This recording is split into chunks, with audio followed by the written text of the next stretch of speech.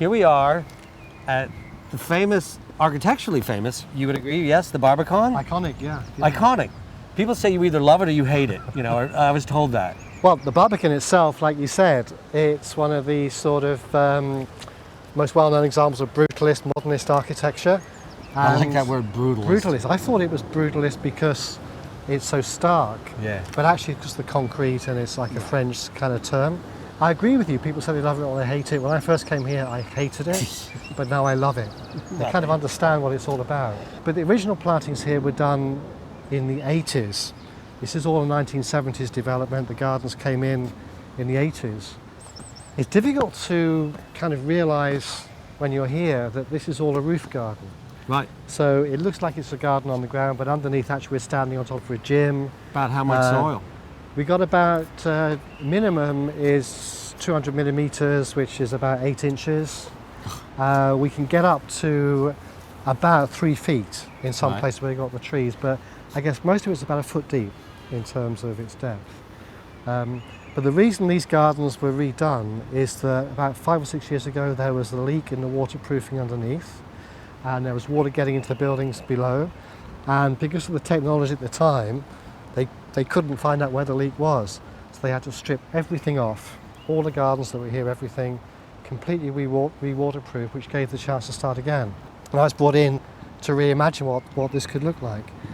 The driver, though, interestingly, was that the previous gardens, which were roof garden, intensive roof gardens, right, lush and green and lawns everywhere and, you know, sort of really kind of conventional, but they could only be kept that way because of an automatic irrigation system that kept pumping water in all the time, and that just becomes unsustainable. There's no way to harvest rainwater here. It's all treated drinking water. Right. And the City of London Corporation, which manages this site, said, well, in the future we're going to maybe more like California, right, where we have months and months on end with no water. We're not going to be able to irrigate, so we're going to sort of future-proof our landscapes, and this is an example of doing it. So, big element was to try and do plantings which didn't need to have automatic irrigation in them. Well, and that automatically then leads to something much more naturalistic and something meadowy. The colour schemes, gorgeous. I actually think hard about colour because I think, you know, if you have this beautiful naturalistic impression and you work with colour, it takes it up to a whole new level. So I wanted bright, hot colours where it's sunny, but then actually as you move into the gardens, it's much more shady and dark, and so I try to put a lot of white flowers and things which will bring light into the shade. So you can see a real transition from white and light through to hot colours in the main open areas. I have to say, what I really love about these plantings is your use of silver and grey. Well, you see, that almost automatically comes from the fact that we're not putting water on this. Right. And even though these plants come from all different places in the world, because they come from dry habitats, they almost naturally have that silvery grey, blue-grey colour. In here, for the flowering plants, for example, it's pinks and it's blues and it's purples with white flowers, and they kind of then work naturally with the silvery grey foliage. The silver really helps connect with the colours of the hardscape. Some people were really wedded to the modernist idea, and modernist architecture traditionally had a very minimalist landscape.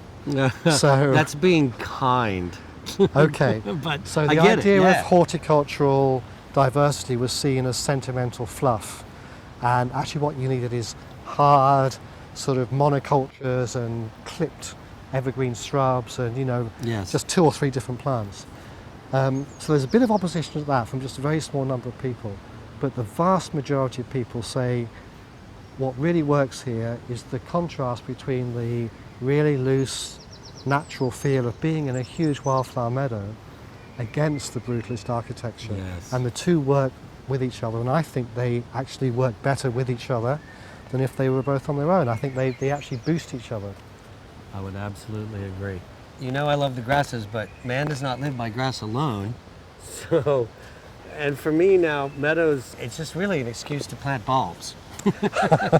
and bulbs year round. You've got bulbs in here that pretty much go year round, right? We kick off. Again, I think maybe it's apparent, when I work with plants like this, even though they're very diverse, and there may be 50 or 60 or 70 different flowering plants and grasses here, what I try and do is just have, any one time, have just 2 or 3 looking good.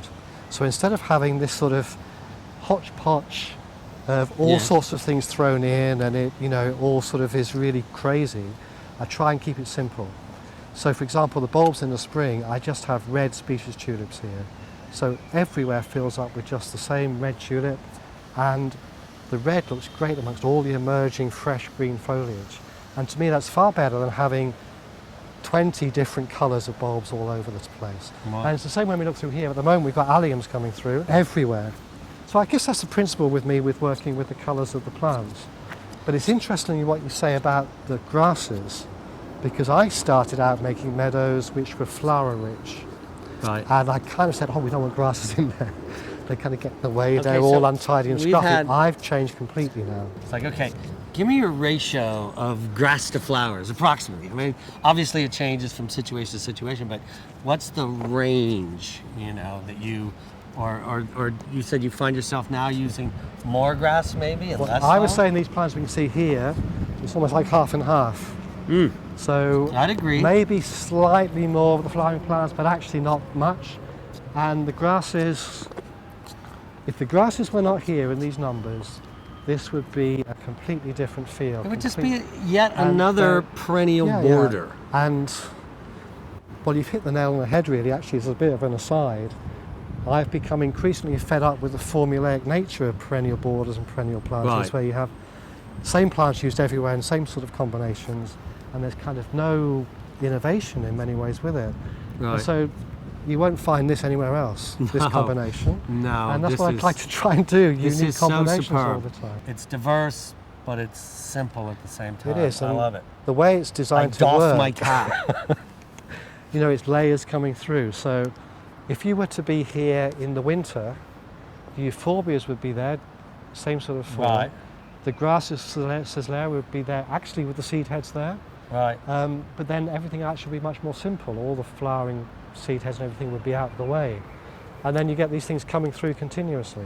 In all my years of looking at grasses and following grasses, Caesaria nidida for us is one of the very first Caesarias to bloom, right? Yeah. Like everything else sort of comes later. So pure white as it emerges. Now it's, you know, becoming tan. It's the first and only grass I've ever seen bees on. Have you ever seen bees on a grass? Never. I hadn't either. I was like, how can this be?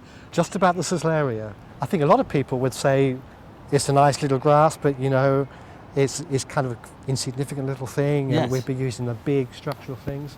Actually, I think it must be my favourite now. Partly because it flowers so early, so here it started flowering in March, mainly flowering in April. Right. Actually now we're in towards the end of May and it It's still nothing. looks fresh. But this will stay like this right the way through here until February, March. In fact, if you didn't cut it back, you'd have the fresh flower have heads both. coming up alongside the old ones. And what I really like about it in the spring, when everything's cut back and you've got the bulbs and things, it's like these flower heads are dancing over the top of everything else. And then all the other things come through, but it's just an ever-present, I wouldn't call it ground layer, I don't know, I don't know what I call Well, it. that's just it. I mean, there's infiltrator. such a nice separation of foliage and flower, and Yeah. then just the right amount of Halictotrichon, you know, over the top. Yeah, so You in know? terms of the design, there's probably 5 or 6 times as much the Caesaria as the Helicotrichon. Right. But it's just the right density, I think, to weave its way through and give the movement. But actually, this is quite a good place to look here at the planting method. right. When I plant somewhere, although I haven't got a planting plan, I never use planting plans where everything is spot located. I use mixes and zones. You or- probably or saved it your will client take a you zillion month. dollars by saying, "I'll just let me Yeah, put them where yeah. they go." But the way I do it is that I really do think in layers, and rather than saying take an area like this, which is sort of 10 yards by 5 yards, Right. and then say, well, all these plants will fill it all up at once. Yeah. I do it species by species across the whole area. So There in you certain go. areas, Right. I'd set out just that. Just the Caesaria is right.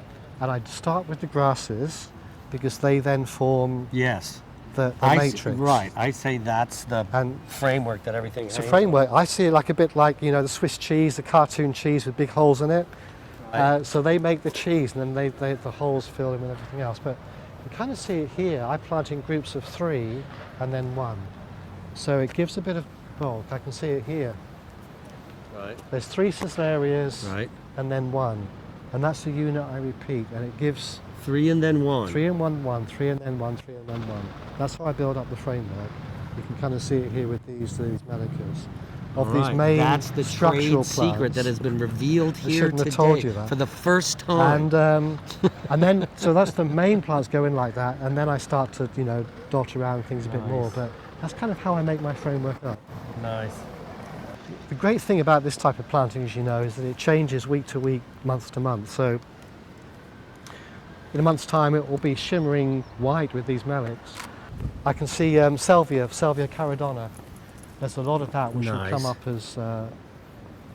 as spikes, and also oreganum, Yep. which is a late summer thing for us. So asters as well, lots of asters. So the intention is the flowers are mostly blue or yellow, and they work with this silvery grey foliage.